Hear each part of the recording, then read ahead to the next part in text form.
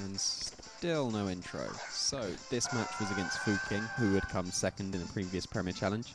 And he leads with Kangaskhan and Milotic, which is amazing. This is the exact lead that I wanted to play against.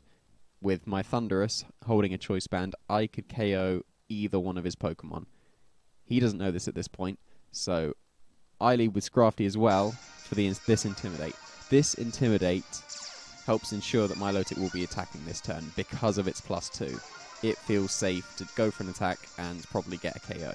So, I bait the Fake Out onto the Scrafty because it's the obvious move, it will stop my own Fake Out. So I switch into Heatran to take it. There's the Mega Evolution. I'm stalling for some time, so while this Mega Evolution happens, I have nothing to say. Right, here is the Fake Out onto the Heatran. There we go. So, taking almost no damage, and I get my Choice Banded Wild Charge onto this Milotic. And I don't need any investment. This attack OHKOs this Milotic. If it was a 252 bold 252 Milotic, it could actually survive that attack, but it's barely any chance. And no one's going to run that bulk, so I felt very comfortable knocking that Milotic straight out with the Wild Charge. So here, I protect my Heatran from whatever fighting move this Kangaskhan's going to go for, and since I'm locked into Wild Charge, still go for it, do very decent amount of damage to Kangaskhan, and take the Ice Beam for the KO from this Latias.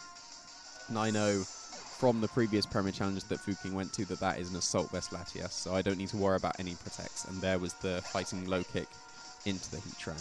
So, bring in Scrafty for another Intimidate on this Kangaskhan, so the Kangaskhan is at -2. It's not a very big threat at all.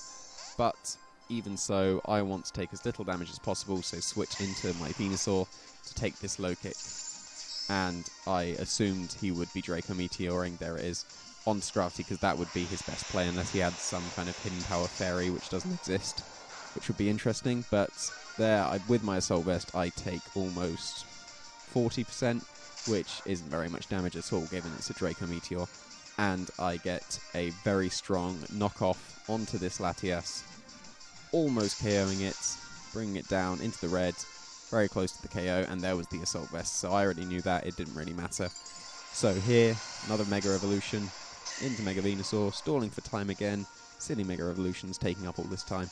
So, I protect my Venusaur from the presumed return or double edge into it, but he actually doubles into it with Psychic and Return, which is very nice because I just get to knock out this Kangaskhan with my Drain Punch. And he is down to his last two, Latias with almost no health and whatever was in the back. So, it turns out it was a Rotom Heat. So, I feel very comfortable with my position at this point because of the Thick Fat on Venusaur, because of this Heatran switch in, I can take any fire move that this Rotom wants to go for, and Psychic does almost no damage as well. Even it was a -2, so it probably wouldn't have done much damage to Venusaur. He predicts my switch very nicely with a Thunderbolt onto the Heatran, but it doesn't KO. I get the KO onto Latias, and it is now 3v1 with his Rotom, which could have been locked into Thunderbolt given the damage, but given this damage on Scrafty, I don't think so. I think it was just quite heavily invested in special attack. So I just go for the Drain Punch. I should have probably knocked off to see what its item was, but I wanted Scrafty to be as healthy as possible and take another 2 Thunderbolts if it needed to. Miss a Heat Wave at one point, which didn't really matter. So that was nice. The, first bit of hacks against me, and it doesn't even matter. So I keep Drain Punching to bring myself out of the Thunderbolt KO range. Bit pointless. I really should have knocked off to see the item. And there's the Heat Wave to finish the match. So that's 3-1 for me at the moment with 2 rounds left. So if I win the next match, I've got a very good chance of top cutting.